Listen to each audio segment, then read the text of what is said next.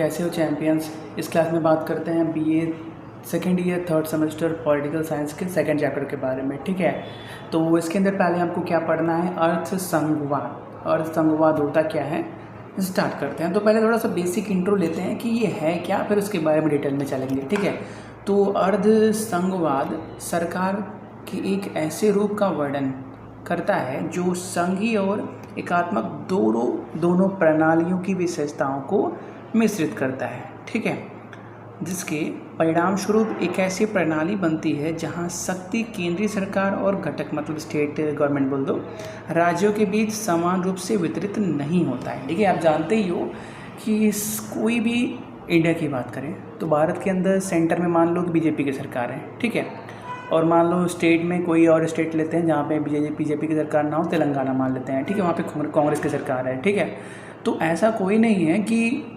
Central और state का power same है। ठीक है, सेंट्रल का पावर थोड़ा सा ज़्यादा होता है एज़ कम्पेयर टू स्टेट। ठीक है, सेंट्रल गवर्नमेंट चाहे तो स्टेट गवर्नमेंट के एरिया के अंदर कोई भी काम कर सकती है। ठीक है, वो बात अलग है कि थोड़ा सा रूल रेगुलेशन है कि उनके सपोर्ट से करना पड़ेगा। जो भी चीज़ें आप कर रहे हो किसी स्टेट के अंदर, तो उस स्टेट के जो भी मेंबर्स हैं, सीएम हो गया, गवर्नर हो गया, उनसे आपको बातचीत करनी पड़ेगी। लेकिन बात करें नॉर्मल लैंग्वेज में तो सेंट्रल का पावर ज़्यादा होता है। ठीक है, तो ये जो पावर डिवाइड किया गया है वो संविधान के अंदर ही बोल दो, वो सेंट्रल को ज़्यादा दिया गया है as compared to state government. ठीक है, उसी के अंदर आता है अर्ध संघवाद। ठीक है, एक ऐसा जरिया या ऐसा प्रणाली बोल दो जिसके अंदर जो पावर है वो इक्वली डिवाइड नहीं किया जाता है। ठीक है, किसी को ज़्यादा किसी को कम दिया जाता है।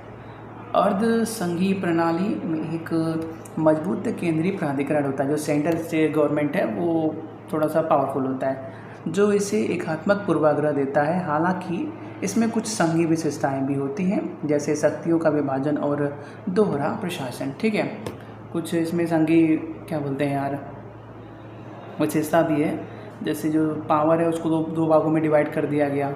ठीक है, और दो अलग अलग प्रशासन है, एक सेंट्रल का एक स्टेट का।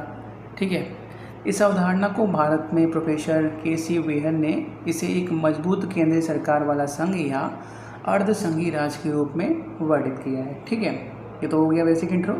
अब अर्ध संघवाद की कुछ प्रमुख विशेषताएं हैं, उनकी बातें करते हैं। ठीक है, तो पहला क्या है हमारे पास, शक्तियों का असमान वितरण। तो एक वास्तविक संघ के विपरीत, संघ मतलब देश बोल दो या राज्य बोल दो, राज्य। ठीक है, संघ के विपरीत जहां शक्तियां समान रूप से साझा की जाती हैं, अर्ध संघीय प्रणाली में केंद्र सरकार के पास राज्यों की तुलना में अधिक शक्तियां होती हैं। ठीक है, अगर संघवाद की बातें करोगे तो वहां में क्या होता है, जो पावर होता है चाहे कोई भी गवर्नमेंट हो, स्टेट हो, सेंट्रल हो, सबके पास इक्वल पावर होता है। लेकिन अर्ध संघीय प्रणाली में क्या होता है, केंद्र सरकार के पास किसी भी राज्य सरकार की तुलना में ज़्यादा पावर होता है। ठीक है, अगर देखो हर इंसान के पास या यही बोल दो केंद्र और राज्य के पास अगर पावर इक्वल हो जाए ना, तो जो काम सेंट्रल गवर्नमेंट कर रही है उसी काम को करने के लिए स्टेट गवर्नमेंट भी बोल सकती है। जो काम सेंट्रल गवर्नमेंट करती है, जो भी विदेश नीति वाले कार्य हैं, सेंट्रल गवर्नमेंट मैक्सिमम देख रही है। तो अगर पावर का एक डिस्ट्रीब्यूशन नहीं होता और अनइक्वल डिस्ट्रीब्यूशन नहीं होता, अगर इक्वल डिस्ट्रीब्यूशन होता तो उस सिचुएशन में क्या होता, किसी भी राज्य का इंसान भी जाके किसी दूसरे देश के साथ व्यापार कर सकता था अलग से अपना।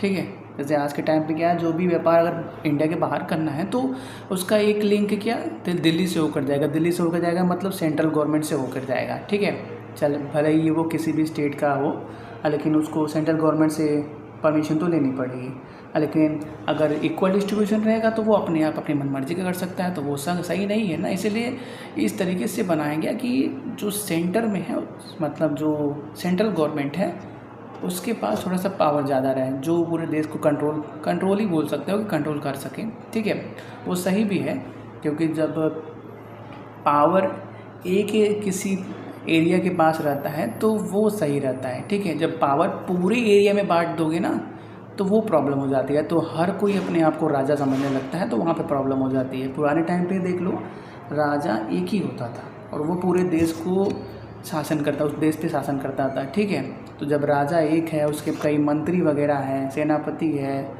तो उस टाइम पे सही है।